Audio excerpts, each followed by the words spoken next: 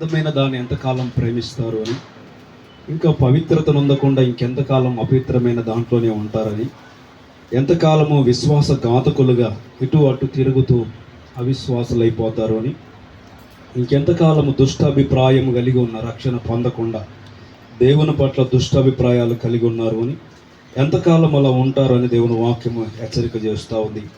తరువాత ఇంకెంతకాలము రెండు తలంపుల మధ్య తడబడుతారు, ఎంతకాలం అటా ఇటా కదా, కన్ఫ్యూజన్లో బ్రతకకుండా క్లారిటీగా బ్రతుకుదా. అంతేకాకుండా ఇంకెంతకాలము కింది 3 విషయాలు, 5 విషయాలేమో మనకు సంబంధించినవి, 5 విషయాలు దేవునికి సంబంధించినవి. 3 విషయాలు దేవుణ్ణి ఎంతవరకు అలక్ష్యం చేస్తున్నారు, ఎన్నాళ్ళు ఆయన ఆజ్ఞలు ఎందుకు నిర్లక్ష్య పెడుతున్నారు, ఇంకెంతకాలం.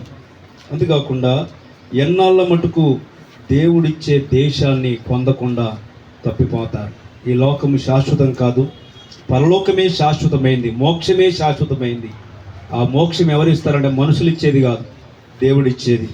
కనుక అలాంటి మంచి దేశాన్ని పొందకుండా, దీవెనలు పొందకుండా నాలో చాలామంది ఎంతకాలము కాలక్షేపణ, ఇంతకాలం అని మాట్లాడుకుంటూ వస్తున్నాం. ఇంకెన్నాళ్ళు అని దేవుడు ప్రశ్నిస్తున్నాడు.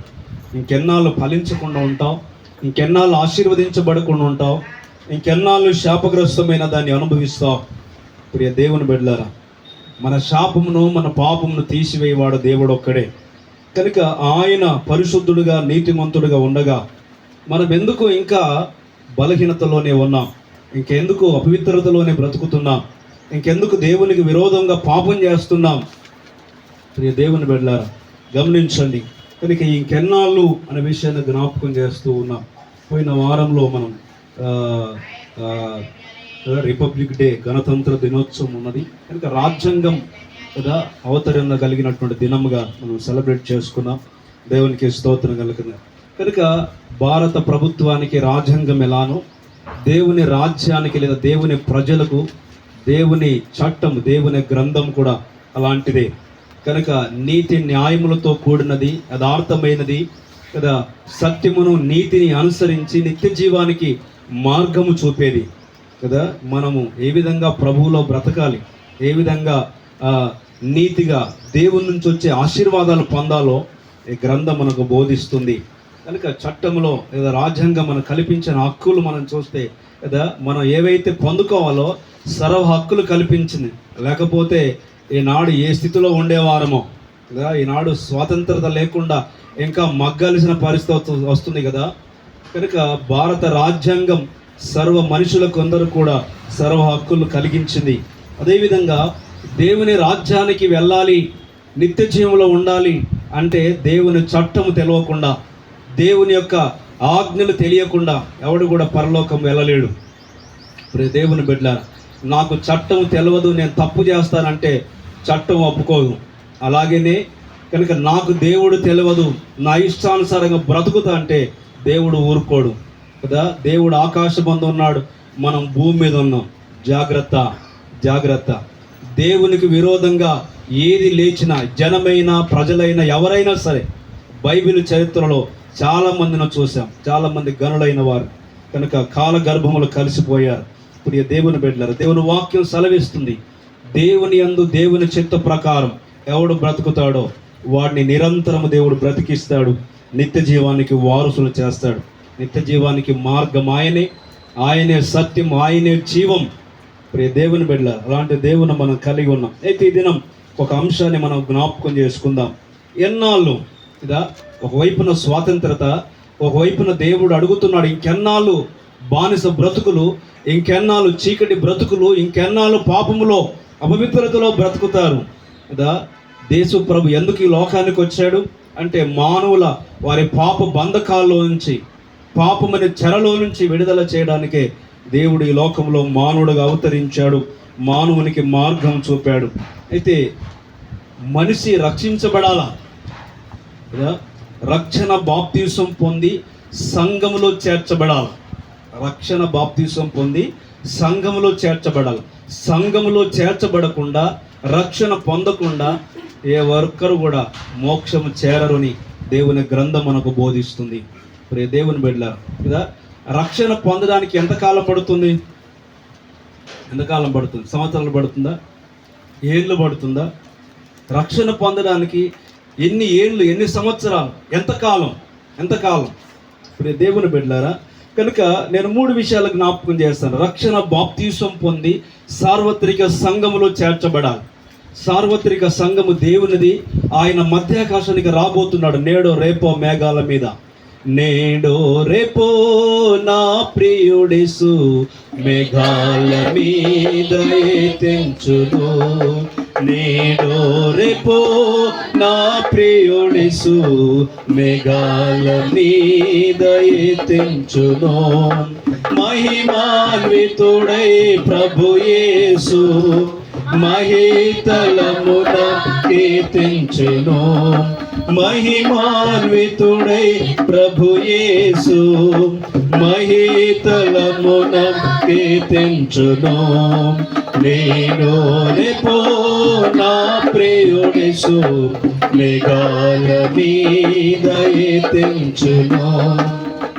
కనుక నేడో రేపో మేఘాల మీద ప్రభు వస్తాడు. రక్షణ పొందిన వారిని ఆయన తీసుకొని మేఘముల మండముల మీద ఆయన నిత్య జీవానికి తీసుకొని పోతాడు. అంతేకాదు ఆ మధ్యాకాశంలో లేదా పరదేశులోనే 7 సంవత్సరాల కాల వ్యవధి సంఘం ఉంటుంది. ఆ తర్వాత మరలా భూమి మీద 1000 ఏళ్ల పరిపాలన ఉంది అని దేవుని గ్రంథం బోధిస్తూ ఉంది. అయితే రక్షణ పొంది సంఘములో చేర్చబడుట ఎలా? విశ్వాసం ఉంచితే రక్షణ దొరకదు. వినాలి, ప్రార్థన చేస్తే రక్షణ దొరకదు. ప్రతిరోజు వాక్యం చదివితే రక్షణ దొరకదు. ప్రతిరోజు మందిరానికి వెళితే రక్షణ దొరకదు. మరి ఎలా దొరుకుతుంది? రక్షణ పొందకుండా ఎవడు పరలోకం వెళ్ళాడు. రక్షణకు లేదా పరలోకానికి మార్గము క్రీస్తు. ఆ మార్గంలోనికి రావాలి అంటే వాక్యం చెప్తుంది, రక్షించబడి సంఘములో చేర్చబడాలి. రక్షించబడిన వ్యక్తులముగా ఉండాలి. అక్కడి నుంచి అంటే ఒకటి మరణం నుంచి, రెండవది పాపము నుంచి, శాపము నుంచి. ఇప్పుడు దేవుని బిడ్డలారా, మనకు రక్షణ పొందకుండా, పాపం నుంచి విడుదల పొందకుండా, లేదా మన మరణం తప్పించుకోకుండా ఎవడు కూడా నిత్య జీవానికి వెళ్ళలేరని దేవుని గ్రంథం మనకు బోధిస్తూ ఉంది. దేవుని ప్రేమైన వాళ్ళ నేను 3 విషయాలు జ్ఞాపకం చేస్తాను. రక్షణ బాప్తీసం పొందడానికి రోజున చాలా సాకులు చెప్తున్నారు, చాలా సమయం తీసుకుంటున్నారు కదా, చాలా ఏళ్ళు గడిచిపోతున్నాయి మన జీవితంలో. కానీ రక్షించబడ్డ అనుభవం మనకుందా? దేవుని బిడ్డలారా, దేవుని విషయాలను అజామసిగా మీరు చులకనగా చూస్తున్నారు. దేవుని విషయాల్లో అజాగ్రత్తగా ఉంటున్నారు. ప్రియ దేవుని బిడ్డలారా, దేవుని వాక్యము గట్టిగా హెచ్చరిక చేస్తుంది. వాక్యం అంటుంది, రక్షణ పొందిన వాడే దేవుని సంఘంలో చేర్చబడతాడు. సంఘంలో చేర్చబడిన వాడే నిత్య జీవానికి వారసులు అవుతారు. ఆ సార్వత్రిక సంఘాన్ని దేవుడు 2000 సంవత్సరాల క్రితం నుంచి భూలోకములో తన రక్తము చేత స్థాపించాడు. ఇప్పుడు దేవుని బిడ్డ, అలాంటి సంఘములో మనం చేర్చబడాలి మొదటగా. అందుకే నేను 3 విషయాలు జ్ఞాపకం చేస్తాను. రక్షణ బాప్తీసం పొంది సంఘములో చేర్చబడుట ఎలాగా అనే విషయం. ఒకటి, విశ్వాసము ద్వారా. విశ్వాసం ఉంచితేనే రక్షణ దొరకదు. కానీ విశ్వాసం మొదటగా ఎట్లా విశ్వాసం కలుగుతుందంటే, ఆయన మాటను గురించి మనం వినాలి. రోమాపత్రికలో ఆ మాట రాయబడుతుంది, క్రీస్తును గురించిన మాట మీరు వింటే మీకు విశ్వాసం కలుగుతుంది. దేవుని బిడ్డ, ఆయనే నిత్య జీవము గలవాడు, ఆయనే రక్షణకు కారణభూతుడు. దేవుని వాక్యం చెప్తా ఉంది. అందుకే అంటాడు విశ్వాసం. ఈ రోజున చాలా మందికి మాకు విశ్వాసం లేదా, మీకే విశ్వాసం ఉందా, మీకున్న విశ్వాసం ఏంటి, మనకున్న విశ్వాసం ఏంటి? ప్రియ దేవుని బిడ్డలారా, వాక్యము పేతురు రాస్తాడు, మనకు నిరీక్షణతో కూడిన విశ్వాసం అంటే మనం ఏదైతే నమ్ముతున్నామో, ఏదైతే విశ్వసిస్తున్నామో, ఏదైతే ప్రార్థిస్తున్నామో అది ఉన్నది అనడానికి రుజువై ఉన్నది. అదే మన విశ్వాసం, అదే నిరీక్షణ. అందుకే యోహాను సువార్త 8వ అధ్యాయం 24వ వచనం చూడండి, విశ్వాసం గురించి మాట్లాడుతున్నాడు. యోహాను సువార్త 8వ అధ్యాయం 24వ వచనం. మీ పాపంలో ఉండి చనిపోవుదునని మీతో చెప్పితిని. నేను ఆయనని మీరు విశ్వసించిన ఎడల మీరు మీ పాపములోనే ఉండి చనిపోవుదురని వారితో చెప్పెను. చూడండి, మీరు విశ్వసించని ఎడల, నేను క్రీస్తునని, క్రీస్తు నన్ను పంపినని మీరు నమ్మకపోతే మీ పాపములో నుండి మీరు చనిపోతారు కదా. పాపములో నుండి చనిపోతే నరకము, అగ్ని అని దేవుని వాక్యం చెప్తుంది. కనుక ప్రతి మనిషికి పాప క్షమాపణ కావాలి. అందుకే వాక్యం అంటుంది, మీరు ఆయన నమ్మకపోతే, ఆయన ముందు విశ్వాసం ఉంచకపోతే మీ పాపులకు క్షమాపణ కలగదు. యోహాను మొదటి పత్రిక 1వ అధ్యాయం 9వ వచనములో ఆయన నమ్మదగిన అంటే ఆయన నమ్మాలి. ఎవరు ఆయన నమ్ముతారో కదా, ఆయన ముందు విశ్వాసం ఉంచుతారో వారి ప్రతి పాపం నుంచి, ఆయన దుర్నీతి నుంచి మనల్ని పవిత్రులుగా 9వ వచనంలో ఆ మాట రాయబడి ఉంది. మనం ఒప్పుకొని ఎడల ఆయన నమ్మదగిన వాడును నీతిమంతుడును గనుక ఆయన మన పాపములను క్షమించి సమస్త దుర్నీతి నుండి మనలను పవిత్రులుగా చేసెను. చూసాడా, ఆయన పవిత్రుగా చేశాడు. క్రీస్తునందు విశ్వాసం ఉంచాలి, మన పాపములు ఒప్పుకోవాలి. ఆయన మన పాపల కొరకు చనిపోయాడు. పోయిన వారం చెప్పాను కదా, అంతకుముందు వారములు అనుకుంటాం. ఒక పక్షి బతకాలంటే మరొక పక్షి చంపబడాలి. ఒక మనిషి పాపం నుంచి విముక్తి పొందాలంటే ఒక జంతువు బలి చేయబడాలి. అది అనాది కాలం నుంచి వస్తున్నటువంటి జంతువుల బలులు, పాపముల కొరకు యజ్ఞాలు, బలులు అర్పించారు మన పితరుడు. కనుక ఒకడు విడుదల పొందాలి, ఒకడు స్వతంత్రంగా ఉండాలంటే, ఒకడు పాప బానిసత్వంలోంచి బయటికి రావాలంటే ఒకటి బలి చేయబడాలి. అదే 2 పావురాలు తీసుకొని వస్తే ఒక దాన్ని ఖండించి దాని రక్తాన్ని ఒలికించాలి, మరొక పావురాన్ని దాంట్లో ముంచి దాని కాలుకు ఎర్రని తొగరు దారం కట్టి వదిలేయాల. ఒకవేళ వేటకానికి దొరికిన దాన్ని వదిలిపెట్టాలి. అది విడుదల పొందిన పక్షి, దాని కాలుకు తొగరు దారం ఉంటుంది, రక్తపు ఎర్రని గుర్తు. అదేవిధంగా పాపములో ఉన్నవాడు పాపములకు బానిస కనుక పాపముల నుండి చనిపోతారు. కనుక పాపముల వచ్చే జీతం మరణం, నరకం. కనుక అందుకే అంటాడు, ఆయనను మీరు నమ్మని ఎడల, మీరు పాపంలో చనిపోతే నరకానికి వెళ్ళిపోతారు. కనుక ఆయన నమ్మిన ఎడల, ఆయన మన కొరకు లోకానికి వచ్చి మన కొరకు చనిపోయాడు. ఆయన మన కొరకు, సర్వ మానవుల కొరకు ఆయన చనిపోయి ఆయన రక్తం చిందించాడు. ఎవరైతే ఆ రక్తంలో మునుగుతారో, ఎక్కడ మునగాలి? విశ్వాసం ఉంచడం అంటే ఏదో 3 మొక్కులు మొక్కొని పోవడం కాదు, ఏదో లంపకాయలు వేసుకొని పోవడం కాదు, ఏదో ముఖ్యం ప్రార్థన చేసామని కాదు. దేవుని వాక్యం అంటుంది, ఆయన విశ్వాసం ఉంచడం అంటే ఆయన రక్తంలో మునగడం, ఆయన రక్తంలో చేయబడడం. వాక్యం చెప్తుంది. ఒకటి విశ్వాసము ద్వారా అంటాడు. విశ్వాసము ద్వారా రక్షణ కలిగిందంటే కలగలే, విశ్వాసం కలిగింది, నమ్మక కలిగింది. ఆయనే రక్షకుడని ఎరిగి తెలుసుకోగలిగాం. ఆయన వల్లనే నేను విమోచించబడతానని తెలియబడుతుంది విశ్వాసము ద్వారా. మరి ఎప్పుడు రక్షణ కలుగుతుంది అంటే, రెండవది మారు మనసు పొందాలి. ఏ మనసు? విశ్వాసం ఉండాలి. ఆయనే పాపం నుంచి విమోచించేవాడు, పాపముల కొరకు చనిపోయినవాడు అని ఆయన నమ్మకం ఉంచాలి. నమ్మకం ఉంచకపోతే మన పాపలు మనం చనిపోతే నరకానికి వెళ్ళిపోతాం. వాక్యం అంటుంది, ఆయనని మీరు నమ్మిన ఎడల, మీకు విశ్వాసం ఉంటే దేవుడు మీకు రక్షణ కలిగించే మార్గాన్ని చూపిస్తాడు. ఒకటి విశ్వాసం ఉండాలి రక్షణ పొంది సంఘములో చేర్చబడాలంటే. రెండవది మారు మనసు. ఏ మనసు? మారు మనసు. మారు మనసు అంటే అసలు మనకు మారు మనసు వచ్చిందా? మనం రక్షించబడ్డామా? మారు మనసు అంటే పరివర్తన చెందడం. మారు మనసు అంటే ఏంటి? మన పరివర్తన విషయంలో మార్పు చెందడం, మన నడవడిక మార్పు చెందడం, మన మనసును మార్చుకోవడం. 3 విషయాలు చెప్తాను మారు మనసు పొందడం అంటే. 3 విషయాలు. ఒకటి, మన జీవన శైలిని మార్చుకోవాలి. మన జీవన శైలిని, గతకాలం చీకట్లో నడిచాం, గతకాలం పాపంలో జీవించాం, గతకాలం మోసంలో అబద్ధంలో బ్రతికాం. ఇప్పుడు అలా బ్రతకొద్దు. అదే మారు మనసు. రెండవది, ఇంతకుముందు దుష్ట అభిప్రాయాలు కలిగి ఉన్నాం, దుష్ట ఆలోచన చేసాం, చెడ్డ ఆలోచనలు కలిగి ఉన్నాం, చెడ్డ అభిప్రాయాలు కలిగి ఉన్నాం కదా, దురాలోచనలు కలిగి ఉన్నాం. ఇప్పుడు మారు మనసు పొందిన తర్వాత దురాలోచనలు చేయొద్దు. మన మనసు మార్చుకోవాలి. మన మనసులో దురాలోచనలు రావుడు. మారు మనసు అంటే అది. మూడవది అంటాడు, మారు మనసు పొందడం అంటే నీకోసం నేను బతకడం కాదు, దేవుని కోసం బతకడం. ఈరోజు మన కొరకు మనం బ్రతుకుతున్నాం కదా, తింటున్నాం బ్రతుకుతున్నాం, తింటున్నాం బ్రతుకుతున్నాం. ఎందుకు బ్రతుకుతున్నామో, ఎందుకు తింటున్నామో మనకు అర్థం కాదు. దేవుని బిడ్డలారా, వాక్యం అంటుంది, నువ్వు సర్వలోకమును సంపాదించుకొని నీ ప్రాణం పోగొట్టుకుంటే నీకేం ప్రయోజనం? ఈ రోజున ఆస్తులు అంతస్తులు కదా, డబ్బులు, అధికారం అన్నీ ఉన్నాయి. దేవుని వాక్యం అంటుంది, నీకు దేవుడు లేకపోతే, నువ్వు దేవుని కొరకు బ్రతకకపోతే నీ జీవితం గతహ అయిపోతుంది కదా. నీ కొరకు నువ్వు బ్రతికితే నీ జీవితం ముగించబడుతుంది. నువ్వు దేవుని కొరకు బ్రతికితే నీ దేవుని కొరకు నేను యుగయుగాలు బ్రతికిస్తాడు. అదే మారు మనసు పొందడం అంటే. ఒకటి, మన జీవన శైలిని కదా మన పరివర్తన చెందడం. రెండవది, మన ఆలోచన మార్చుకోవడం. మూడవది, మన కోసం కాదు, దేవుని కోసం. ఎవరి కోసం? ఎందుకోసం మనం బ్రతికేది?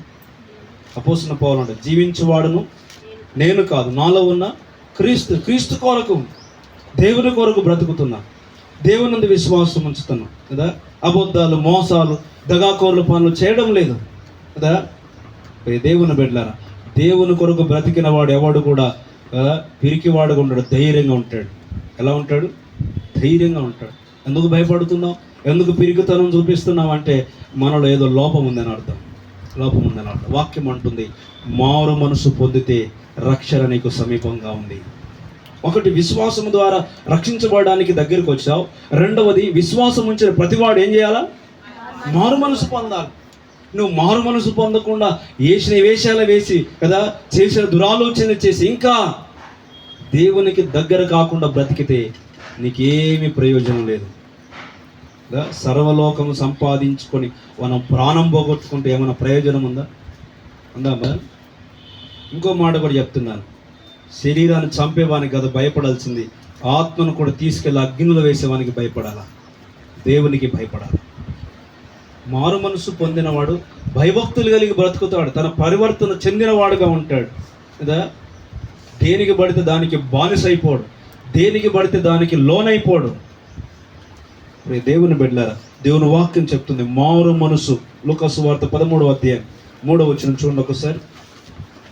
లూకాసు వార్త 13వ అధ్యాయం 3వ వచనం. మీతో చెప్పుచున్నాను, మీరు మారు మనసు పొందని ఎడల, చూడండి, మీరు మారు మనసు పొందని ఎడల మీరందరూ కొందరున్నాడా? మీరందరూ అలాగే నశింతురు. కనుక మారు మనసు పొందని మీరందరూ ఏమైపోతారట? మారు మనసు పొందకపోతే నశించిపోతారు. ఇంకా మత్తయి సువార్తలో మీరు చూస్తే యోహాను బాప్తీసం ఇచ్చే యోహాను యోర్దాను నదిలో బాప్తీసం ఇస్తున్నాడు. మారు మనసు పొంది మీరు రక్షించబడండి కదా. లేకపోతే గొడ్డలి పదును పెట్టి వేరున ఉంచబడింది, నరికి వేయబడతారు, జాగ్రత్త అని అక్కడ ఉన్నటువంటి యూదులను, అక్కడ ఉన్నటువంటి శాస్త్రులను, పరిసయ్యులను ఆయన గద్దిస్తున్నాడు కదా. మీరు మారు మనసు తగిన ఫలం ఫలించండి, మారు మనసు పొందండి. మారు మనసు పొందకపోతే నిశ్చయముగా నశించిపోతారు. ఇది దేవుని మాట, దేవుని మాట. ఇందాక చెప్పాను, మారు మనసు అంటే మన పరివర్తనగా చెందడం కదా, మన జీవన శైలిని మార్చుకోవడం, మన ఆలోచన విధానాన్ని మార్చుకోవడం కదా. మన కోసం మనం బ్రతకడం కాదు, దేవుని కోసం బ్రతకడం. ఇప్పుడే దేవుని బిడ్డలారా, మారు మనసు అక్కడ అంటే అలాగూ చేయకపోతే, మారు మనసు పొందకపోతే అలాగున నశించిపోతారు. దేవుని వాక్యం చెప్తుంది. అపోస్తలుల కార్యము 2వ అధ్యాయం 38వ వచనం కూడా చూడండి ఒకసారి. మారు మనసు గురించి చెప్తున్నాడు. అపోస్తలుల కార్యం 2వ అధ్యాయం 38వ వచనం. చూడండి, పేతురు చెప్తున్నాడు, మీరు మారు మనసు పొంది, చూడండి, మీరు మారు మనసు పొంది పాప క్షమాపణ నిమిత్తం ప్రతివాడు, చూడండి, మారు మనసు పొందాలి ప్రతివాడు. ఇంకోటి, బాప్తీసము రక్షణ అనేది ఇండివిజువల్. అర్థమవుతుంది కదా. కుటుంబంలో ఎవరో ఒకరు తీసుకుంటే ఇంటికంత రక్షణ రాదు. కుటుంబంలో ఎవరో ఒకరు బాప్తీసం పొందితే కుటుంబానికి రక్షణ వచ్చినట్లు కాదు. వాక్యం చెప్తుంది, ఎవరికి వారు ప్రభువును మారు మనసు పొంది ఆయన పాపముల క్షమాపణ కలుగుట కొరకై నువ్వు మారు మనసు పొందాలి. మారు మనసు కలగాలి. నీ పాపం నుంచి బయటికి రావాలి, నీ అపవిత్రతలోంచి బయటికి రావాలి, నీ మోసపూరితమైన బ్రతుకులోంచి బయటికి రావాలి. ఇప్పుడే దేవుని బిడ్డలారా, వాక్యం చెప్తా ఉన్న మాట. తర్వాత అపోస్తలుల కార్యం 3:19. అపోస్తలుల కార్యం 3వ అధ్యాయం. విశ్రాంతి కాలంలో వచ్చినట్లును ఆయన పంపునట్లును చూడు, మీ పాపములు తుడిచివేయబడు నిమిత్తమును మారు మనసు నొంది తిరుగుడి. చూడండి, తిరుగుడి. పాపము నుంచి రక్షించబడడానికి ఏం చేయాలట? మారు మనసు పొందాలి. మారు మనసు. మరి దేవుని బిడ్డలారా, మారు మనసు పొందుతున్నారా? చేసిన పాపంలే చేస్తున్నారా? చేసిన అవిధేయత పనులే చేస్తున్నారా? చెడు ఆలోచనలు కలిగి ఉన్నారు. ఇంకెన్నాళ్ళు అని దేవుని వాక్యం ప్రశ్నిస్తుంది. ఇంకెంతకాలం మరణం, ఇంకెంతకాలం బానిసత్వం, ఇంకెంతకాలం పాపపు సంఖ్యలు, ఇంకెంతకాలం దిగజారుని స్థితి? దేవుని బిడ్డలారా, వాక్యం అంటుంది, ధ్యాయని క్రీస్తు నేను నమ్మితే నీకు రక్షణ. అంతేకాదు, నమ్మిన ప్రతివాడు కదా ఆయన మారు మనసు పొందాలి. మా పాపం, అందుకే రిపెంటెన్స్ రావాలి, మనకు పశ్చాత్తాపం రావాలి. మారు మనసు కలగాలంటే పశ్చాత్తాపం కలగాలి. మన పాపంలో ఒప్పుకోవాలి, మన తప్పు తెలుసుకోవాలా, మన బలహీనతలు తెలుసుకోవాలా, మన అవిధేయతను ఒప్పుకోవాలి. యేసు ప్రభు దగ్గర ఆయన యొద్దనే మారు మనసు, అంటే మన పాపము నుంచి విమోచించబడడానికి మారు మనసు పొందుడి అనే మాటను జ్ఞాపకం చేస్తున్నాడు. దేవుని బిడ్డలారా, మారు మనసు పొందాలి. సరే, దేవునికి స్తోత్రం. మూడవది ఏంటంటే, మారు మనసు పొందినవాడు బాప్తీసం పొందాలి. ఏమొందాలి? బాప్తీసం పొందాలి. నువ్వు ఎంతకాలము భక్తి చేసినా, ఎంతకాలము దాన ధర్మాలు చేసినా, ఎంతకాలము కదా ప్రభు కొరకు ఎన్ని కార్యాలని చెయ్యి, ఎంత గొప్ప పనులని చెయ్యి, ఎంత నీతి క్రియలని చెయ్యి, కానీ రక్షణ పొందకుండా, బాప్తీసం పొందకుండా ఎవడు సంఘములో చేర్చబడలేడు. అర్థమవుతుంది కదా? ఇప్పుడు ఇక్కడ ఈ మందిరంలోకి రావాలంటే అక్కడ గేటు పెట్టాడు, గేటు పెట్టాడు, గేటు తెరిచిపెట్టాడు. ఎందుకు? మందిరంలోనికి మందిరంలోకి రావాలంటే ఏం చేయాలి? మనం ఉన్న స్థలాన్ని విడవాలి ఫస్ట్. అవునా? మనం విడిచిన స్థలాన్ని విడిచిపెట్టి ఏం చేయాలి? కొంత నడవాలి, ముందుకు రావాలి. ఈ ముందుకు రావడం అనేది ప్రాక్టీస్. పశ్చాత్తాపడడం కదా, ప్రభుకు సమీపించడం, దగ్గరికి రావడం, పశ్చాత్తాపడడం, మన పాపం ఒప్పుకోవడం. దగ్గరికి వచ్చిన తర్వాత, గేటు దగ్గరికి వచ్చిన తర్వాత లోపలికి ఎంటర్ కావాలంటే బాప్తీసం ద్వారా ఎంటర్ కావాలి. అక్కడ దాకా వచ్చి నువ్వు బాప్తీసం పొందలేదంటే నీకు లోపలికి ఎంటర్ లేదని అర్థం. ఎంటలేదు. ఇంకో మాట కూడా జ్ఞాపకం చేస్తాను. యేసు ప్రభు మధ్యాకాశానికి వస్తాడు నేడు రేపు, సంఘాన్ని లేపుతాడు. కదా, ఒక బుక్కు అన్ని అతుకుని పేపర్లు ఉంటాయి కదా, అప్పుడు మధ్యలో మనం ఏం పెడతాం? కొన్ని పేపర్లు పెడతాం, మధ్యలో పెట్టేస్తాం. ఆ పెట్టడం వల్ల ఏమో తెలుసా? బైబిల్ చినిగిపోతాం, చీలికలు వస్తాయి. మీకు గుర్తుందా? పెట్టకండి బైబిల్లో.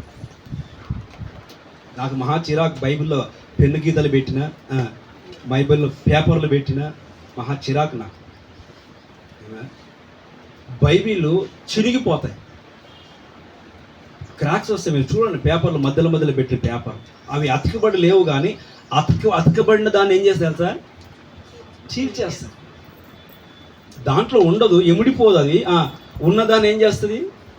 ఒక రోజున సంఘాన్ని రెక్కలు బట్టి లేపుతాడు పైకి, దాంట్లో అతకబడినవే పైకి వస్తాయి. అతకబడినవన్నీ ఏమైపోతాయి? మీరు లేపండి మీ బుక్కులు ఏమేమి ఉన్నాయని బయటపడిపోతాయి. అర్థమవుతుంది కదా? సంఘములో ప్రవేశించకుండా, సంఘములో అతకబడకుండా, సంఘములో నాటబడకుండా, సంఘములో స్థిరపడకుండా నేను కూడా రక్షణ పొందానంటే కుదరదు. ప్రియ దేవుని బిడ్డలారా, సంఘములో సార్వత్రిక సంఘము దేవునిది. ప్రియ దేవుని బిడ్డలారా, సంఘమును ఆయన శ్రమల ద్వారా కన్నాడు, శిలువ యాగము ద్వారా కన్నాడు. ఆ సంఘం నిష్కలంకమైన, నిర్దోషమైనది, పవిత్రమైనది, పరిశుద్ధమైనది. ఒక రోజున దేవుని కుడిపార్శ్వమున కూర్చునేది సంఘం. ఆ సంఘం అంటే నీవు నేనే, క్రీస్తు రక్తం చేత కడగబడిన సంఘం. ఆ సంఘములో చేర్చబడాలంటే ప్రతివాడు బాప్తీసములో గుండా రావాలి. చూద్దామా? అపోస్తలుల కార్యం 2వ అధ్యాయం, ఇందాక పాప క్షమాపణ నిమిత్తమై అనే మాట వాడుతూ ప్రతివాడును బాప్తీసం పొందాలి. తర్వాత మార్కు సువార్త 16:16, నమ్మి బాప్తీసం పొందిన ప్రతివాడు రక్షించబడతాడు. ఏమంది? బాప్తీసం పొందిన వాడు రక్షించబడతాడు. రక్షణ పొందడానికి ఏముంది? ఎంతకాలము కాలక్షేపణ చేసినా, ఎంతకాలం ప్రభు నాకు వద్దు అనుకున్నా, దేవుడు నాకు సంబంధించిన వాడు కాదనుకున్నా, ప్రియులారా, ఈ లోకము కొంతకాలమే. వెళ్ళి ఎక్కడికి వెళ్ళాలి? దేవుని తీర్పులు నిలబడాలా, జాగ్రత్త. దేవుని న్యాయస్థానం ముందు నిలబడాలా. ప్రతి మనిషి, భూమి మీద పుట్టిన ప్రతి మనిషి, గొప్పవాడైనా చిన్నవాడైనా పెద్దవాడైనా ఎవడైనా సరే, దేవుని బిడ్డలారా, దేవుని ముందు ఎంతటి వాడైనా తల దించుకోవాల్సిందే. వాక్యం చెప్తుంది, ఎప్పుడు తల ఎత్తుకుంటాం, ఎప్పుడు దేవుని సన్నిధిలో స్వతంత్రులుగా ఉంటామంటే ఇదిగో మన పాపముల కొరకు మనం చనిపోయినప్పుడు. బాప్తీసం అంటే చనిపోవుట. బాప్తీసం అంటే క్రీస్తుతో పాటు పాతి పెట్టబడుట. బాప్తీసం అంటే నీటి ద్వారా మన పాపములను, మన అపవిత్రతను సమాధి చేయుట. బాప్తీసం అంటే ఏదో తమాషలు అనుకుంటున్నారా? బాప్తీసం అంటే ఏదో మునిగి లేవడం అనుకుంటున్నారా? దేవుని బిడ్డలారా, దేవుని వాక్యం చెప్తుంది, బాప్తీసం పొందుట అంటే పాతి పెట్టబడుట ఆయనతో కూడా. రోమాపత్రిక 6వ అధ్యాయం 4వ వచనం చూడండి ఒకసారి. రోమాపత్రిక 6వ అధ్యాయం 4వ వచనం.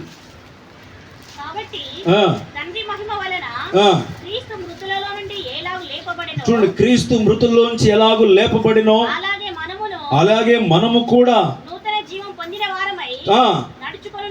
నడుచుకున్నట్లు. చూడండి, మనము అన్నమాట రాయబడింది, మీరు అనలేదు. మనము అంటే ఆయనతో కూడా, రాస్తున్న రచయితతో కూడా మనము బాప్తీసము ద్వారా మరణములో పాలు పొందుతున్నాం. పెట్టామా? పాతి పెట్టబడ్డామా? ఇంకా పాపంలోనే బతుకుతున్నామా? ఇంకా చీకట్లోనే బతుకుతున్నామా? ఇంకా అంధకారంలోనే బతుకుతున్నామా? ఇంకా అపవిత్రములో మరణ సంబంధమైన దాంట్లోనే బతుకుతున్నామా? ప్రియులారా, బాప్తీస అనుభవం ఆయనతో కూడా పాతి పెట్టబడుట. యేసుప్రభు శిలువ యాగములో మనం చూస్తాం కదా, వింటున్నారా? యేసును హింసించారు, చిత్రహింసలు చేశారు, కొరడాలతో కొట్టారు కదా, ముళ్ళ కిరీటం పెట్టారు, చేతుల్లో కాళ్ళల్లో మేకులు గుచ్చారు, ఆయన శిలువకేసి కొట్టారు, ఆయన తీసుకెళ్లి సమాధిలో పెట్టారు. ఆయన 3వ దినము తిరిగి సజీవుడై పునరుత్థానుడై లేచాడు.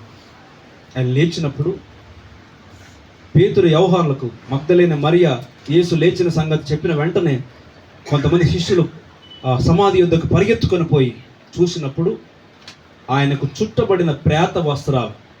ఏం వస్త్రాలు? ఆయన లేచని అనడానికి, ఆయన పాతి పెట్టబడ్డ అనడానికి సూచనగా అక్కడ ప్రేత వస్త్రాలు చుట్టి పెట్టి ఉన్నాయట. సమాధులు ఏమున్నాయి? యేసేమో లేచాడు, ఆయనకు చుట్టిన ప్రేత వస్త్రాలు ఎక్కడున్నాయి? సమాధిలో ఉన్నాయి. ఆ ప్రేత వస్త్రాలే మానవ పాపాలకు సూచన, అపవిత్రతకు సూచన. వస్త్రము మురికి గుడ్డతో సమానం అన్నాడు. దేవుని బిడ్డ, అక్కడ మన ప్రేత వస్త్రాలు చుట్టి పెట్టి ఉన్నబడ్డాయి, సమాధులు విడిచిపెట్టబడ్డాయి. అదేవిధంగా సర్వ మానవుల పాప పరిహారార్థమై ఆయన చేసిన బలియాగం అక్కడ సమాధి చేయబడి ఆయన తిరిగి లేచాడు. అలాగే బాప్తీసంలో మనం కూడా మన పాపాన్ని, మన ప్రేత వస్త్రాలు ఏం చేయాలా? పాతి పెట్టాలి. ఆయనతో కూడా పాతి పెట్టబడిన వారమై జీవ విషయంలో బ్రతుకుట కొరకు. ఇంకో మాట కూడా జ్ఞాపకం చేస్తాను. పాత నిబంధన కాలంలో పాపం చేశాడనుకో, పంటికి పన్ను కంటికి కన్ను అనే నినాదం ఉండేది. అంటే ఏంటి? ధర్మశాస్త్రం రాయబడేదట, కంటికి కన్ను పంటికి పన్ను. అంటే వాను పన్నీర కొడితే వీని పన్నీర కొట్టాలి. ధర్మశాస్త్రం చెప్పింది. ఇప్పుడు అట్లే బాగుండేది కదా. ఇప్పుడు ఉంటే వాడు ఎరగొడితే మనం కూడా మక్కులు ఎరగొడుతుంటుంది. కానీ దేవుడు ప్రేమ చూపమన్నాడు, దేవుడు చూసుకుంటాడు అన్నాడు. దేవుని బిడ్డలారా, కనుక ఆ రోజులు ఇలా ఉండేది. కంటికి కన్ను పంటికి పన్ను. వానికి పన్ను కొడితే వీని పన్ను కొట్టాలి, వాని కన్ను కొడితే వీని కన్ను తీయాలి. ఏది పోతే అది తీయాలన్నమాట. దేవుని బిడ్డలారా, అలాగుండేది ఆ రోజున. వెంటనే శిక్ష వచ్చేది, వెంటనే పనిష్మెంట్ వచ్చేది. కానీ ఈ రోజున వస్తుందా శిక్ష? వస్తుందమ్మా? వస్తుందా? శిక్ష వస్తుందా? వస్తలేదు. కానీ ఆ శిక్షకు బదులుగా కదా, ఆ పంటికి పన్ను కంటికి కన్ను అనే నినాదం ఎలాగొచ్చిందో, లేదా ఎలాగైతే రోజున ప్రతీకారం తీర్చుకునేవారు, ప్రతీకారం తీర్చుకో ఆ పని నియమాన్ని ఎందుకు పెట్టాడంటే, ఎవడు ఏ తప్పు చేస్తే ఆ తప్పును ఖండించడానికి, అది జరగకుండా ఉండడానికి. దేవుని బిడ్డలారా, అయితే యేసు ప్రభు వచ్చినప్పుడు మరణానికి మరణంతో బుద్ధి చెప్పాడట. పాపం వల్ల వచ్చిన జీతం మరణం, అయితే ఆయన మరణంతో బుద్ధి చెప్పాడు. అంటే ఆయన మన మరణానుభవంలో సమాన అనుభవం గలవాడై, ఆయన ఒక మనిషి చనిపోయి ఎలాగైతే భూస్థాపితం చేయబడతాడో అలాగే మన కొరకు భూగర్భంలో దాచపెట్టబడ్డాడు ఆయన. దేవుని బిడ్డలారా, ఇంకో మాట చెప్పాలంటే మన శాపాన్ని, మన మరణాన్ని ఆయన తీసుకున్నాడు. ఆయన ఎలాగ మృతి పొంది తిరిగి లేచాడో మనం కూడా బ్రతకాలి. నేను చెప్పదలిసిన మాట, ఆ పంటికి పన్ను కంటికి అన్న మాట ఎందుకు చెప్పానంటే, ఆ రోజున ప్రతిదానికి ప్రతీకారం తీర్చుకునేది. తప్పు చేసినా బయటికి లాగాలి, కొట్టాలి. తప్పు చేసి ఏం చేయాలి? అందుకే యేసుప్రభు వచ్చే నాటికి కూడా మోసే ధర్మశాస్త్ర ప్రకారం ఇలా చెప్తుంది కనుక, వ్యభిచరించిన స్త్రీ పట్టుబడింది కనుక మేము రాళ్ళతో కొట్టి చంపుతామన్నారు. అంటే శిక్ష వెంటనే వచ్చేది. ఆ రోజున ధర్మశాస్త్రమునకు బలం ఏంటంటే పాపమునకు శిక్ష విధించడమే. దేవుడు అంటే ఆ పాపము శిక్ష విధించినప్పుడు మనుషులు భయపడిపోయేవారు, దేవుని అంటే ఎవడు నిలవలేకపోయేవాడు.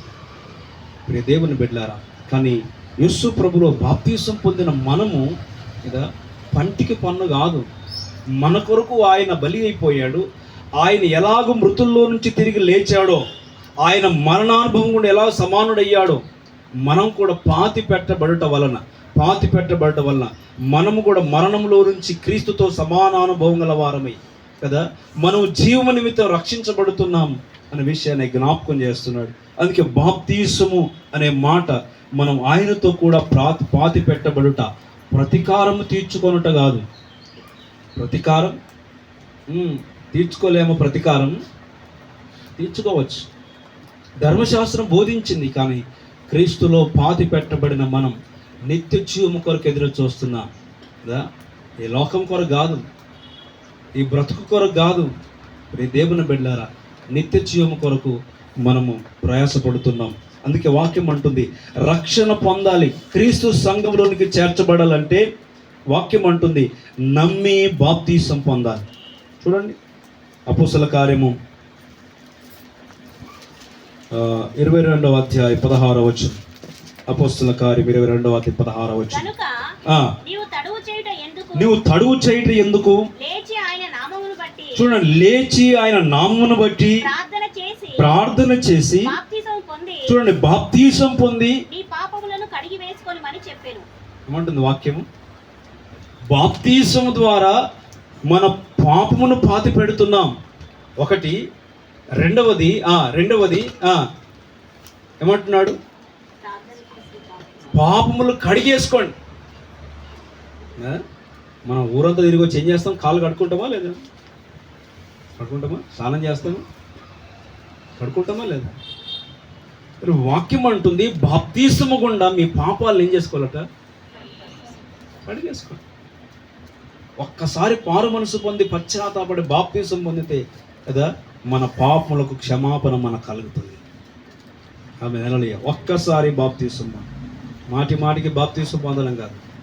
అందుకే విశ్వాసం ఉంచాలి, మారు మనసు పొందాలి, బాప్తీసం పొందాలి. విశ్వాసం ఉంచడానికి ఎంత టైం పట్టింది? కొన్ని సంవత్సరాలు పట్టిందా? సరే, మారు మనసు పొందడానికి ఎంతకాలం పట్టింది? 20 సంవత్సరాలు పట్టిందా? బాప్తిసం పొందడానికి ఎంతకాలం పట్టింది? నేను భక్తులను చూపిస్తాను, చూద్దామా? ఆదిమ సంఘం యూదుల గురించి ఇప్పుడు ఇందాక పేతురు మాట్లాడుతున్నాడు కదా. పేతురు వెళ్ళి ప్రకటిస్తున్నాడు. 2వ అధ్యాయం 38వ వచనం, 41వ వచనం. అపోస్తుల కార్యం 2వ అధ్యాయం. మీరు మారు మనసు పొంది ప్రతివాడు బాప్తిసం పొందండి, అప్పుడు మీరు పరిశుద్ధాత్మను వరము పొందుతారు. చూడండి, కాబట్టి వెళ్ళి మీరు మారు మనసు పొందండి, మీ పాపములు ఒప్పుకోండి, మీరు బాప్తిసం పొందండి యేసు నామమునని పేతురు ప్రకటిస్తున్నప్పుడు చూడండి, వాక్యమును అంగీకరించిన వారు ఎంత టైం పట్టిందమ్మా? ఒక రోజు పట్టిందా? 24 అవర్స్ పట్టిందా? వెళ్ళి చూడాలి, ఇక్కడ చూడండి, నదికి చూడండి. ప్రభునందు విశ్వాసం ఉంచాడు, మారు మనసు పొందాడు, రక్షణ పొందడానికి యూదులకు ఎంత టైం పట్టింది? పేతురు వెళ్ళి మీరు యేసును సిలువ వేశారు అని వారికి చెప్తే వారు హృదయం నొచ్చుకున్నారట. యూదుల రక్షకుడు మెస్సయ్య, ఆయన మన యొద్దకు వచ్చాడు, ఆయన సృష్టికర్త అయిన దేవుడు, మీరు ఆయన సిలువ వేశారు. అయితే దేవుడు ఆయన సిలువ మృతుల్లో నుంచి లేపాడు, సజీవుడై ఉన్నాడు అన్నప్పుడు వారి హృదయం అయిపోయి ఏం చేయాలన్నప్పుడు వాక్యం చెప్తుంది, మీరు మారు మనసును ఉంది పాప క్షమాపణ నిమిత్తమై బాప్తీసం పొందండి అంటే ఆ వాక్యాన్ని వాళ్ళు విని ఏమంటారు? యూదులు బహుకఠినులు, యూదులు నిష్టగలవారు, ఆచారాల్లో పద్ధతుల్లో ధర్మశాస్త్రంలో ప్రావీణ్యత గలవారు. అంత ఈజీగా మారరు. ఈ రోజున ఎన్ని బోధలు చేసినా, ఎన్ని గద్దింపు మాటలు చెప్పినా మన బ్రతుకులు మారవు కొన్నిసార్లు. కానీ యూదులు అంటున్నారు, పేతురు వెళ్ళి యూదులను గద్దించి హెచ్చరించి మీరు మారు మనసు పొంది బాప్తీసం పొందండి అని బోధిస్తే వాక్యం వినిన వారందరూ ఏమన్నది వాక్యం? ఎప్పుడు? మరుసటి రోజుకా? ఎప్పుడు? ఒక నెల తర్వాత, ఒక సంవత్సరం తర్వాత. 41 వచ్చింది చదివేవా? చూడు, అతని వాక్యం అంగీకరించిన వారు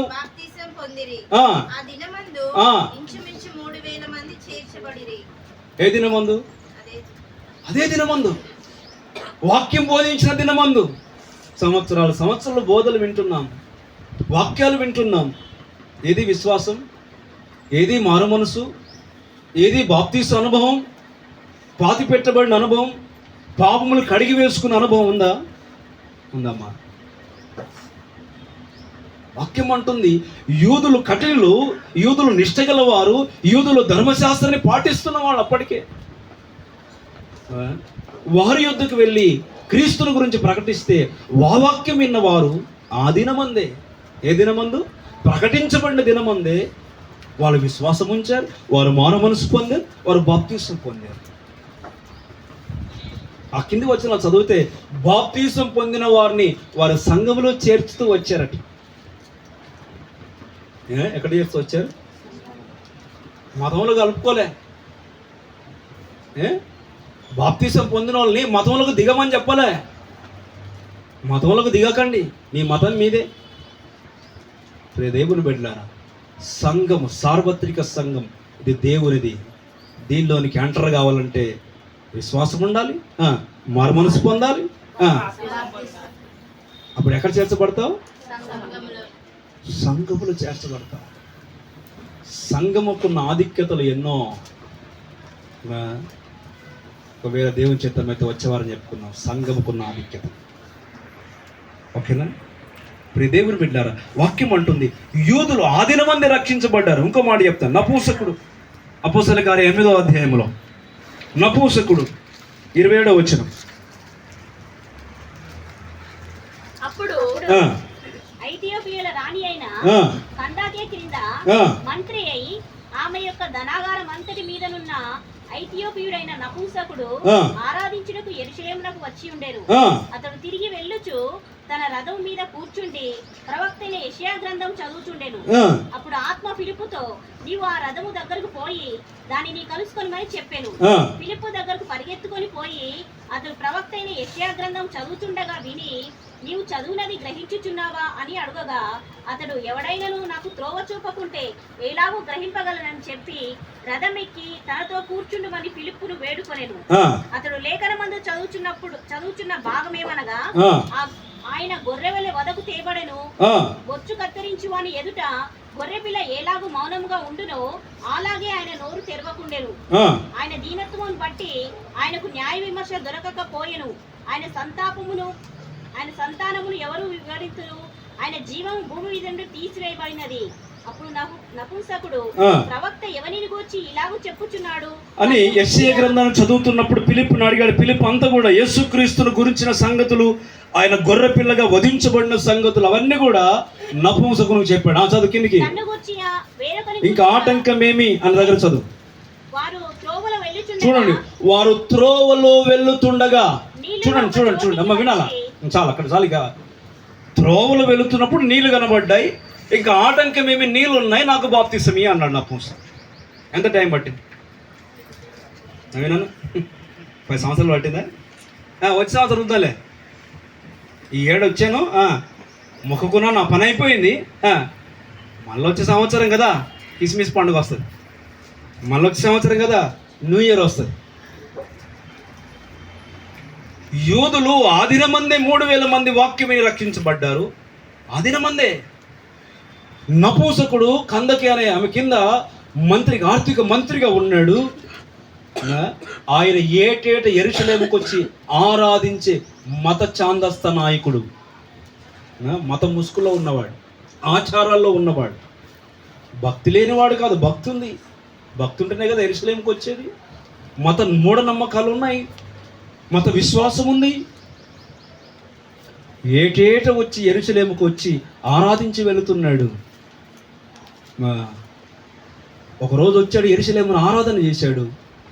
మళ్ళా తిరిగి వెళుతూ గాజా వైపు వెళుతున్నాడు నపుంసకుడు. ఎక్కడ వెళ్తున్నాడా? వస్తున్నాడు, వెళ్తున్నాడు. Routine life. ఏదో 4 పద్యాలుగా పాడాలా, 2 పాటలు పాడాలా, ఆరాధన చెయ్యాలా, ప్రార్థన చెయ్యాలా, ఎవరో సాక్ష్యం చెప్తారు, ఎవరో పాటలు పాడతారు, ఎవరో ఏదో చేస్తారు, వెళ్ళిపోవాలి. అయిపోయింది ఆరాధన. ఏటేటైతే చేస్తున్నాడు ఆయన. మత ముసుగులో బ్రతుకుతున్నాడు, మత నాయకుడు, అధికారంలో ఉన్నాడు, డబ్బులు ఉన్నాయి, రథం ఉంది కదా, వస్తున్నాడు, వెళ్తున్నాడు. అంతవరకే భక్తి అనుకున్నాడు, అంతవరకే అనుకున్నాడు రక్షణ అంటే. ఇంకో మాట చెప్తున్నాను, మనమైన బైబిల్ తెరిచి చదువుతామో లేదో, కానీ కొంతమంది అనుకుంటారు బాప్తిసం పొందితేనే బైబిల్ చదవాలి, బాప్తిసం పొందితేనే ప్రార్థన చేయాలి, బాప్తిసం పొందితేనే దశం భాగాలు ఇవ్వాలి, బాప్తిసం పొందితేనే చర్చికి రావాలి. దీనికి బాప్తిసం లేదే, ఉందా నపుంసకుడికి? ఏటేటి ఏం చేస్తున్నాడు? చర్చికి వస్తున్నాడు, కానుకలు అర్పిస్తున్నాడు. తిరిగి వెళుతున్నప్పుడు, వస్తున్నప్పుడు బైబిల్ తెరిచి యెషయా గ్రంథాన్ని చదువుతున్నాడు. మినీ బైబిల్, యెషయా గ్రంథం. ఆ రోజుల్లో యెషయా గ్రంథం మీరు చూడండి, బైబిల్లో ఎన్ని పుస్తకాలు ఉంటాయి? ఎన్ని ఉంటాయి చెప్పండి అమ్మా? 66 గ్రంథ అధ్యాయాలు ఉంటాయి. చూడండి, చూడండి, దాంట్లో యెషయా గ్రంథంలో 66 అధ్యాయాలు ఉంటాయి. దేవుని బిడ్డలారా, పాత నిబంధనలు ఎన్ని పుస్తకాలు ఉన్నాయి అన్ని కూడా యెషయా గ్రంథంలో ధర్మశాస్త్రం గురించి బోధిస్తాయి. ఆ తర్వాత యేసుక్రీస్తుని గురించి బోధిస్తాయి. యెషయా గ్రంథం అదే చదువుతున్న గొర్రె పిల్లల గురించి వధించబడినది. అది చదువుతున్నప్పుడు యేసుక్రీస్తు వచ్చేటప్పటికి ఫిలిప్పుకు చెప్పాడు దేవుడు ఆత్మచేత, నీ వెళ్ళయ్యా రథము దగ్గర కలుసుకో అంటే, రథం ఎంత స్పీడ్ వెళ్ళిపోతుందో సుడిగాలలో ఆత్మచేత పరిగెత్తాడు. ఆత్మ పవర్ అంత ఉంటుంది. ఆమె హల్లెలూయ. రథము కంటే వేగంగా. మన ఉదయకాలం అప్పుడెప్పుడు ధ్యానం చేసుకున్నాం. ఏలియా, అహాబు రథములో వెళ్తున్నాడు, భోజనం వేళ ఇంటికి వెళ్తున్నాడట. ఆయన మోకాల మీద నుండి ఏలియా ప్రార్థన చేస్తున్నాడు వర్షం పడాలని. పక్కన చెప్పాడు, మెరకెక్కి చూడరా అంటే చూస్తే ఇంకా రాలే, మేఘం రాలే అన్నాడు. 7 మార్లు చూడు అన్నాడు. ఎన్ని మార్లు? అరచే అంత మేఘం వచ్చింది అన్నాడు. అప్పుడు అహాబుతో చెప్పు, నువ్వు రథం ఇంటికి ఒక ముందు నేను వర్షం తడిసిపోతావా? నవ్వాడు అహాబు. ఏలియా అన్నాడు, నీకంటే ముందు నేను ఉంటా. ఏలియా ప్రార్థన చేశాడు, మేఘం రప్పించాడు. అహాబేమో రథం మీద పోతున్నాడు. ఏలియా ఆత్మచేత కొనిపోబడ్డాడు సోమ్రోనికి. ఆమేన్ హల్లెలూయ. పిలుపుకు చెప్పిండు, ఆత్మతో కలుసుకో. రథం పరిగెడుతున్నాడు ఆయన గాజా వైపు. అంటే వెళితే పోయేసరికి యెషయా గ్రంథం చదువుతున్నాడు, చాలా జాగ్రత్తగా చదువుతున్నాడు. ఏం చదువుతున్నావు అన్నాడు. చదువుతున్నాను కానీ గ్రహింపు లేదు, ఎవడైనా త్రోవ చూపాలి కదా. అప్పుడు రథమికి కూర్చున్నాడట ఫిలిప్పు. ఏం కూర్చున్నాడు? రథమికి కూర్చొని, ఈ సంగతులు ఏంటి అంటే, ఇది క్రీస్తును గురించిన సంగతులే. నీ కొరకు, నీ పాపం కొరకు గొర్రె పిల్లగా వధించబడ్డాడు క్రీస్తు. ఆ రక్తమును మునగకపోతే నీకు రక్షణ లేదు అన్నాడు. ఆమె హల్లెలూయా. త్రోవలో వెళుతుండగానే అనే మాట రాయబడినట్టు ఏమనుంది? చూడండి, త్రోవలో వెళ్ళుతుండగానే ఒక చోటికి రాగానే పక్కనే రోడ్డు పక్కన నీళ్లు కనబడ్డాయట. నీళ్లు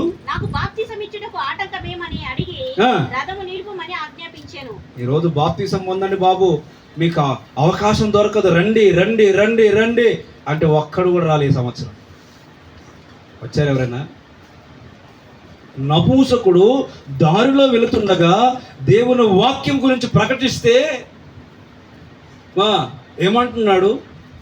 ఇదిగో నీళ్ళున్నాయి, ఫిలిప్పు చెప్పలే, నీళ్ళున్నాయి, బాప్తిసం పొందయ్యా, ఇస్తానే అని అనలే ఆయన. అన్నాడా? కొంతమంది పెళ్ళి వస్తే బాప్తిసం, కొంతమందికి జాబులు వస్తే బాప్తిసం, కొంతమందికి కొత్త సంవత్సరం వస్తే బాప్తిసం. అవి వస్తే కానీ బాప్తిసాన్ని పొందరా ఏంటి? ఈయన త్రోవకుండా వెళుతున్నప్పుడు నీళ్ళు కనబడ్డాయి, వాక్యం విన్నాడు, గ్రహించాడు, విశ్వసించాడు, మారు మనసు పొందాడు. అప్పుడు అన్నాడు, అయ్యా ఇదిగో నీళ్ళున్నాయి, నాకు బాప్తిసం ఇవ్వడానికి ఇంక నీకేం ఆటంకం? ఎవరు అడిగాడు? మీరు అడుగుతున్నారా బాప్తిసం పొందడానికి నాకు ఆటంకం ఏమని అడుగుతున్నారని?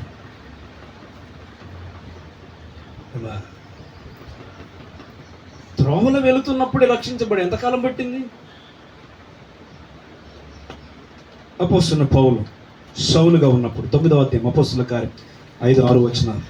ప్రభువా, నీవెవడవని అడగగా అడగగా ఆయన, నేను నీవు హింసించుచున్న యేసును, లేచి పట్టణంలోనికి వెళ్ళుము, అక్కడ నీవు ఏమి చేయవలనో అది నీకు తెలియబడునని చెప్పెను. అతనితో ప్రయాణము చేసిన మనుషులు ఆ స్వరము వినిరి గాని ఎవరిని చూడక మౌనులై నిలువబడి. 22వ అధ్యాయం చదువు, 22వ అధ్యాయం 16వ వచ్చిన పై భాగాలు చదవండి. అపోస్తుల కార్యం. కనుక నీవు తడువు చేయుట ఎందుకు? లేచి ఆయన నామమును బట్టి ప్రార్థన చేసి బాప్తిసం పొంది నీ పాపములను కడిగి వేసుకొనుమని చెప్పెను. అంతటా నేను యెరూషలేమునకు తిరిగి వచ్చి దేవాలయంలో ప్రార్థన చేయుచుండగా పరవశుడనై ప్రభువును చూచితిని. అప్పుడు ఆయన, నీవు త్వరపడి ఇక్కడ 9వ అధ్యాయంలోనే అక్కడ చూస్తే దమస్కు పట్టణాలకు వెళుతున్నాడు సౌలుగా ఉన్నప్పుడు, దమస్కులో ఉన్నట్టు క్రైస్తవులను చంపడానికి. అప్పుడు యేసు ప్రత్యక్ష కలిగింది, వెలుగును చూచి గుర్రం నుంచి కింద పడిపోయాడు సౌలు. పడిపోయినప్పుడు యేసు ప్రత్యక్షమే అన్నాడు, సౌలా సౌలా నువ్వు నన్ను ఎందుకు హింసిస్తున్నావు అని సౌలును ప్రశ్నించాడు దేవుడు. ప్రియులారా, మనం ఆరాధిస్తున్న దేవుడు సజీవుడు, మనం ప్రార్థిస్తున్న దేవుడు, మనం మొర వినే దేవుడు. ఆకాశం నుంచి అగ్ని దింపగలడు, శత్రు గుండెల రైలు పరిగెత్తించగలడు. ఇప్పుడు దేవుని బిడ్డారా, కనుక సౌలుతో మాట్లాడుతున్నాడు, సౌలా నువ్వెందుకు హింసిస్తున్నాను అన్నాడు. నువ్వెవరు అని అడిగాడు. ప్రభు నువ్వు ఎవడు అన్నాడు. అప్పుడు అన్నాడు, నీవు హింసిస్తున్న క్రీస్తు నీవే, నా బిడ్డల్ని హింసిస్తున్నావు కదా, నన్ను హింసించినట్టే అని దేవుడు అన్నప్పుడు ఆ వెలుగును చూచి గుడ్డోడైపోయాడు. ఏమైపోయాడు? గుడ్డుని తీసుకుపోయి ఎక్కడ పెట్టాడు? యూదా అని వాని ఏంటో ఉన్నాడు. చదవండి అక్కడ నుంచి, ఎక్కడుంది ఆ మాట? అందుకు ప్రభువా, నీవు లేచి తిన్నవి కనబడిన వీధికి వెళ్ళి యూదా అను వాని ఇంట తార్సువాడైన సౌలు అను వాని కొరకు విచారించుము. ఇదిగో అతడు ప్రార్థన చేయుచున్నాడు. అతడు అననీయ అను ఒక మనుష్యుడు లోపలికి వచ్చి తాను దృష్టి పొందినట్లు తల మీద చేతులుంచుట చూచి ఉన్నాడని చెప్పాను. అందుకు అననీయ, ప్రభువా, ఈ మనుష్యుడు యెరూషలేములో నీ పరిశుద్ధులకు ఎంతో కీడు చేసి ఉన్నాడని అతని గూర్చి అనేకుల వలన వింటిని. ఇక్కడను నీ నామమును బట్టి ప్రార్థన చేయి వారిని అందరినీ బంధించుటకు అతడు ప్రధాన యాజకుల వలన అధికారం పొంది ఉన్నాడని ఉత్తరమిచ్చాను. అందుకు ప్రభువు, నీవు వెళ్ళుము, అన్యజనుల ఎదుటను రాజుల ఎదుటను ఇశ్రాయేలు ఎదుటను నా నామము భరించుటకు ఇతడు నేను ఏర్పరచుకున్న సాధనమై ఉన్నాడు. ఇతడు నా నామము కొరకు ఎన్ని శ్రమలను అనుభవింపవలెనో నేను ఇతనికి చూపుదునని అతనితో చెప్పాను. ఆ వృత్తాంతం అంతా మనకు తెలుసు. నేను మళ్ళీ ఎందుకు చదివించానంటే, ఆయన వెలుగు చూచాడు. ఆయన ఒక ఇంట్లో, యూదా అను వాని ఇంట్లో తిన్నని మార్గంలో అక్కడికి వెళ్ళాడు. అక్కడ ఉన్నాడు. అక్కడ ఏం చేస్తున్నాడంటే ప్రార్థన చేస్తున్నాడు. దేవుడు అతనితో మాట్లాడి చెప్పాడు. దర్శనం చూసి అననీయ అనే వ్యక్తి ఒకడు వస్తాడు, నీ మీద చేతులుంచి ప్రార్థన చేస్తాడు, నీ కళ్ళకున్న పొరలు తొలగిపోతాయి, నీకు దృష్టి కలుగుతుంది అన్ని వాడికి చెప్తే ఈ సౌలుగా ఉన్నవాడు కదా ఆ రాత్రి ఆ వెలుగును చూసిన తర్వాత కదా ప్రభువునందు విశ్వాసం ఉంచి, ప్రభు నువ్వు ఎవడవు అన్న తర్వాత 22వ అధ్యాయం నేనేమి చేయవలను అని అడుగుతాడు. మొదటి ప్రశ్న ఏమో నువ్వెవడు అని అడుగుతాడు దేవుణ్ణి. రెండవది ఏంటో అడుగుతాడు, నేనేమి చెయ్యవలను.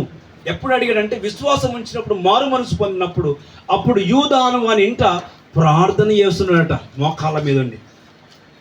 ఏం చేస్తున్నాడు? సౌలుకు ప్రార్థన వస్తుందా? ప్రార్థన చేస్తాడు. ప్రార్థన చేసి వాళ్ళని చంపేవాడు. కానీ ఇప్పుడు ఏం చేస్తున్నాడు? తిన్నని వీధిలో యూదాను అని ఏం చేస్తున్నాడు?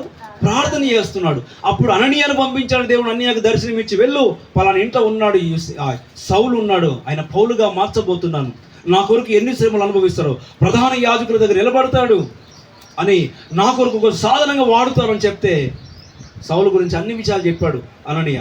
అలాగేం చెప్పుకుని వెళ్ళు అన్నాడు. వెళ్ళగానే అననీయ వెళ్ళి అక్కడ నిలబడగానే ప్రార్థనలో ఉన్న సౌలు గుడితనంతో ఉన్నాడు.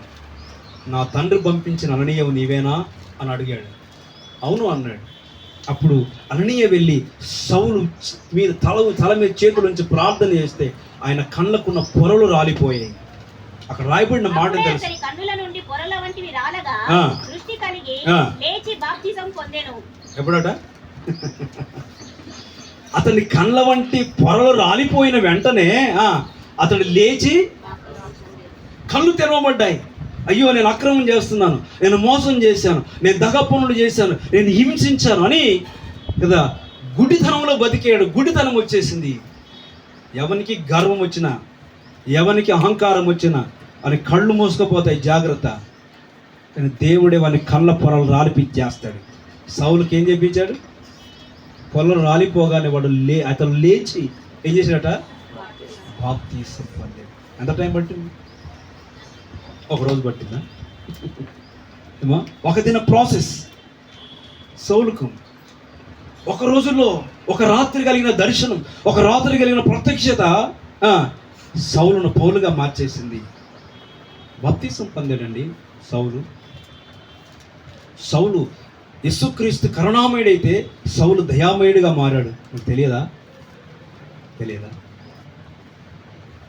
యేసుక్రీస్తు ఎవరి మీద చేతులు పెట్టిన స్వస్థ కలిగింది. పౌలు ఒకరింటికి వెళ్ళడానికి అవకాశం లేకపోతే నడికట్టు తీసిచ్చాడట, జేబు రుమాలు తీసిచ్చాడట, స్వస్థత కలిగింది. సౌలుకు అనేక ప్రత్యక్షతలు ఉన్నాయి. పౌలుకు దేవునికి స్తోత్రం. పౌలుగా మారిన తర్వాత ఎంతకాలం పట్టింది? యూదుల చేత కంకణం కట్టుకున్నవాడు, అధికారుల చేత అధికారం పొందినవాడు, క్రైస్తవులు చంపడానికి పరిగెత్తుతున్నవాడు. ఈనాడు చాలామంది క్రైస్తవులు చంపడానికి పరిగెడుతున్నారా? దేవుడు చూస్తున్నాడు. సౌలు జీవితం దగ్గర పడ్డట్టు నీ జీవితం దగ్గర పడుతుంది. దేవుని వాక్యం అంటుంది ఇక్కడ, దేవుని వాక్యం చెప్తున్న మాట.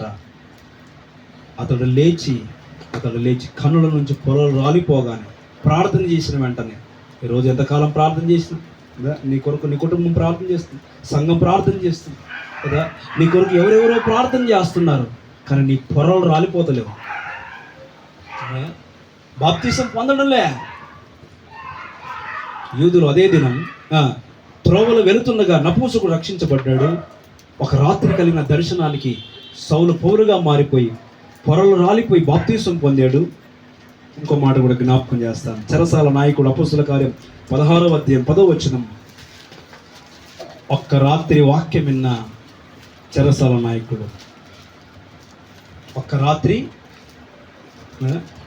లేదా 16:33 అపొస్తలుల కార్యం. రాత్రి ఆ గడియలోనే వచ్చి వాళ్ళ గాయములు కడిగి ఎప్పుడు తెల్లవారినాక కాదు, నా వచ్చే వారం కాదు, వచ్చే సంవత్సరం కాదు. రక్షణ పొందడానికి ఎంతకాలం పట్టింది? ఆ రాత్రే రాత్రి పాటలు పాడుతున్నారు. చెరసాలలో పౌరసీలు పాటలు పాడుతూ ప్రభువుకు ప్రార్థన చేస్తే భూకంపం కలిగింది. చెరసాల బద్దలైపోయింది.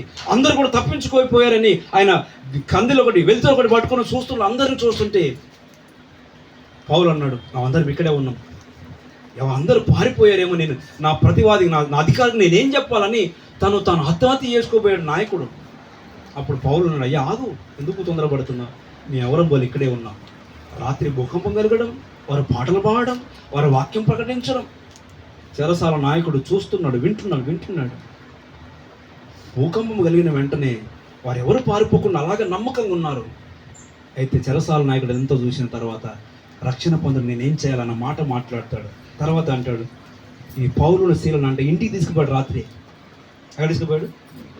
ఇంటికి తీసుకుపోయి పౌలు శీలలకు చెరసాల నాయకుడు పరిచారం చేసేటట, పుండ్లు కడిగేటట, గొలుసులతో బంధించే, పుండ్లైపోయి కాళ్ళకు చేతులకు గాయాలైపోయి కొట్టి బంధించేశారు. అలా గాయాలు కడిగి వారికి పరిచయం చేశాడు ఎవరైనా? చెరసాల నాయకుడు. అయితే వారింటికి వెళితే వీళ్ళేం చేశారు? పుండ్లు కడిగించుకుంటూ ఊకోలే, గాయాలు కడిగించుకుంటూ ఊకోలే, వారు వాక్యం బోధించారు కుటుంబానికి. ఏ వాక్యం? యేసుక్రీస్తుని గురించి. ఆ రాత్రి ఆ కుటుంబం అంతా రక్షించబడింది. మన రాత్రులు ఎన్నో అయిపోయాయి కదా.